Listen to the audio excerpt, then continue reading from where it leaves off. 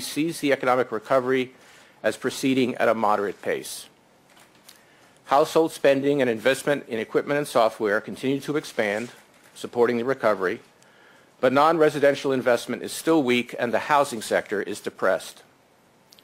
In the labor market, overall conditions continue to improve gradually. For example, the unemployment rate moved down a bit further and payroll employment increased in March. New claims for unemployment insurance and indicators of hiring plans are also consistent with continued improvement. Looking ahead, committee participants expect a moderate recovery to continue through 2011, with some acceleration of growth projected for 2012 and 2013. Specifically, as the table shows, participants' projections for output growth have a central tendency of 3.1 to 3.3% for this year, but rise to 3.5 to 4.2% in 2012 and about the same in 2013. These projections are a little below those made by the committee in January.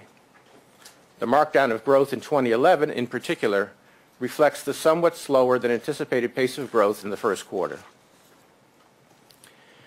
The outlook for above-trend growth is associated with a projected reduction in the unemployment rate, which is seen as edging down to 8.4 to 8.7% in the fourth quarter of this year, and then declining gradually to 6.8 to 7.2% in the fourth quarter of 2013, still well above the central tendency of participants' longer-run projections for unemployment of 5.2 to 5.6%. The projected decline in the unemployment rate is relatively slow, largely because economic growth is projected to be only modestly above the trend growth rate of the economy.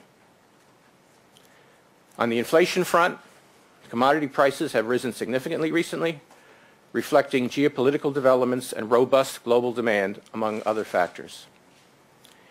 Increases in commodity prices are in turn boosting overall consumer inflation. However, measures of underlying inflation, though having increased modestly in recent months, remain subdued, and longer-term inflation expectations have remained stable. Consequently, the committee expects the effects on inflation of higher commodity prices to be transitory. As the increases in commodity prices moderate, inflation should decline toward its underlying level. Specifically, participants' projections for inflation have a central tendency of 2.1 to 2.8% for this year, noticeably higher than in the January projections, before declining to 1.2 to 2.0% in 2012, and then running at 1.4 to 2.0% in 2013, both about the same as in January. The committee's economic projections provide important context for understanding today's policy action as well as the committee's general policy strategy. Monetary policy affects output and inflation with a lag, so current policy actions must be taken with an eye to the likely future course of the economy. Thus, the committee's projections of the economy, not just current conditions alone, must guide its policy decisions. The lags with which monetary policy affects the economy also imply that the committee must focus on meeting its mandated objectives over the medium term, which can be as short as a year or two, but may be longer depending on how far the economy is initially from conditions of maximum employment and price stability. To foster maximum employment, the committee sets policy to try to achieve sufficient economic growth to return the unemployment rate over time to its long-term normal level.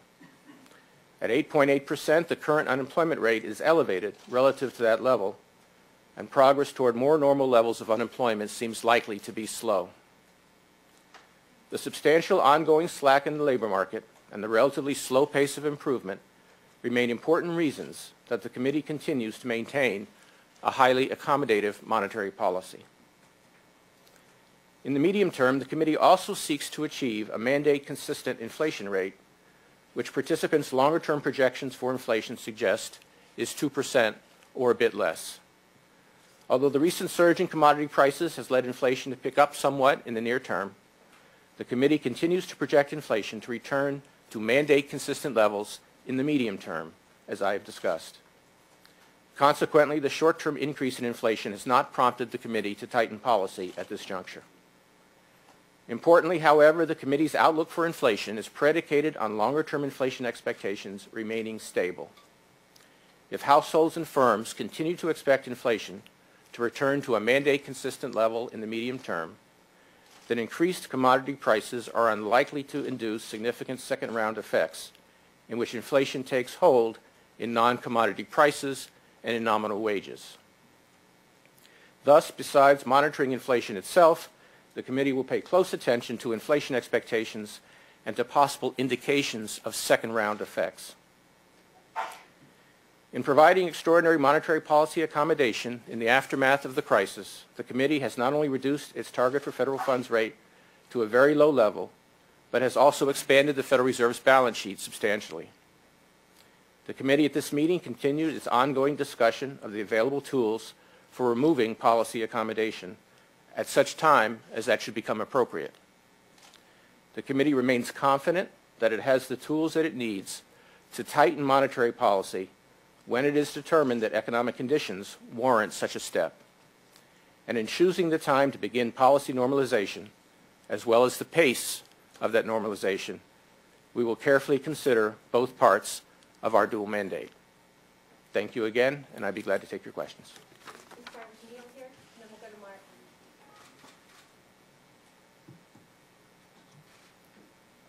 Mr. Chairman, tomorrow we're going to get a pretty weak first quarter GDP number. Your own projections for the year have been downgraded in this meeting. First of all, what do you see as the causes of the weak growth to start the year, even with monetary easing, even with the payroll tax cut, and what's behind this weaker forecast for 2011 GDP? You're correct. We haven't seen the GDP number yet, but we like most private sector forecasters, are expecting a relatively weak number for the first quarter, maybe something a little under 2%. Most of the factors that account for the slower growth in the first quarter appear to us to be transitory. They include things like, for example, lower defense spending than was anticipated, which will presumably be made up in a later quarter. Weaker exports, and given the growth in the global economy, we expect to see that pick up again, and other factors like weather and so on. Now, there are some factors there that may have a longer-term implication. For example, construction, both residential and non-residential, was very weak in the first quarter, and that may have some implications going forward. So I would say that roughly that most of the slowdown in the first quarter is viewed by the committee as being transitory. That being said, we've taken our forecast down just a bit, taking into account factors like weaker construction and possibly just a bit less momentum in the economy.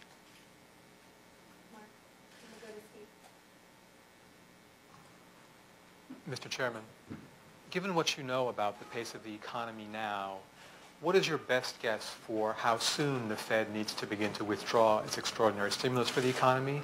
And could you also say, what is your working definition of what extended period means from the purposes of the Fed statement?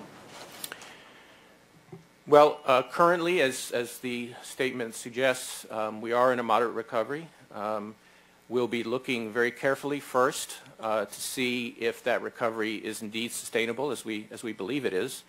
And we'll also be looking very closely at the labor market. We've seen improvement in the labor market in the first quarter relative to the latter part of last year, but we'd like to see continued improvement, more job creation going forward.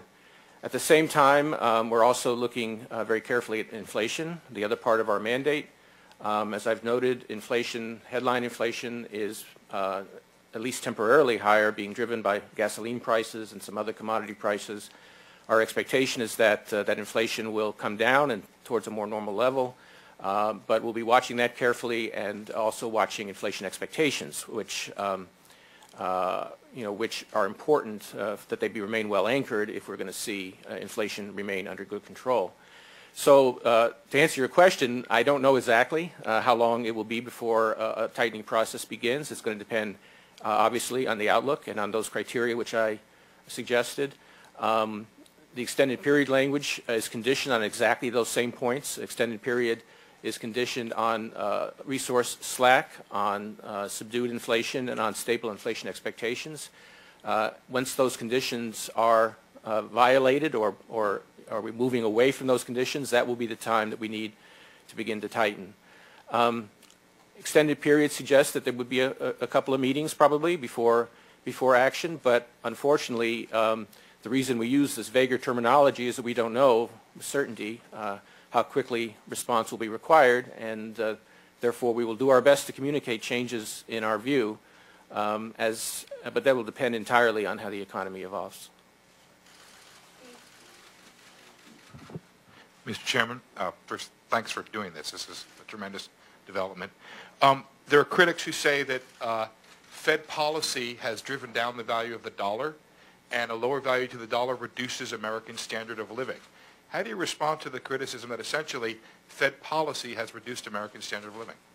Thanks, Steve. First, I should start by saying that the Secretary of the Treasury, of course, is the spokesperson for U.S. policy on the dollar, and Secretary Geithner had some words yesterday. Let me just add to what he said first by saying that the Federal Reserve believes that a strong and stable dollar is both in American interest and in the interest of the global economy. There are many factors that cause the dollar to move up and down over short periods of time, but over the medium term, where our policy is aimed, we are doing two things. First, we are trying to maintain low and stable inflation by our definition of price stability. By maintaining the purchasing value of the dollar, keeping inflation low, that's obviously good for the dollar. The second thing we're trying to accomplish is to get a stronger recovery and to achieve maximum employment. And again, a strong economy growing with attracting foreign capital is going to be good for the dollar. So in our view, if we do what's needed to pursue our dual mandate of price stability and maximum employment, that will also generate fundamentals that will help the dollar in the medium term. I'm sorry, Mr. Chairman, one can't help but noticing that it's been unsuccessful so far. Well, the dollar fluctuates. One factor, for example, that has caused fluctuations that have been quite extreme during the crisis has been the safe haven effect. So, for example, during the height of the crisis in the fall of 2008, money flowed in to the Treasury market and drove up the value of the dollar quite substantially, reflecting the fact that U.S. Capital markets are the deepest and most liquid in the world. And a lot of what you've seen over the last couple of years is just the unwinding of that as the economy has strengthened and as uncertainty has been reduced. But that's indicative, I think, of the high standing that the dollar still retains in the world. Again, ultimately, the best thing we can do to create strong fundamentals for the dollar in the medium term is to first keep inflation low, which maintains the buying power of the dollar, and second, to create a strong economy.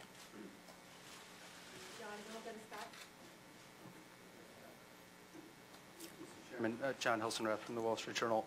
Many Americans are upset that gasoline prices are rising so fast and that food prices are also going up. Can you talk about whether there's anything that the Fed can or should do about that? And can you also elaborate on the increase that we've seen in the inflation forecast that the Fed put out today? Sure. Thanks, John. So first of all, gasoline prices obviously have risen quite significantly. And we, of course, are watching that carefully, that higher gas prices are absolutely creating a great deal of financial hardship for a lot of people. Gas, of course, is a necessity. People need to drive to get to work. So it's obviously a very bad development to see gas prices rise so much. Higher gas prices, higher oil prices also make economic developments less favorable. On the one hand, obviously, the higher gas prices add to inflation. On the other hand, by draining purchasing power from households, higher gas prices are also bad for the recovery. They cause growth to decline as well. So it's a double whammy coming from higher gasoline prices. Now, our interpretation of the increase in gas prices is the economist's basic mantra of supply and demand. On the one hand, we have a rapidly growing global economy. Emerging market economies are growing very quickly, and their demand for commodities, including oil, is very, very strong. Indeed, essentially all of the increase in the demand for oil in the last couple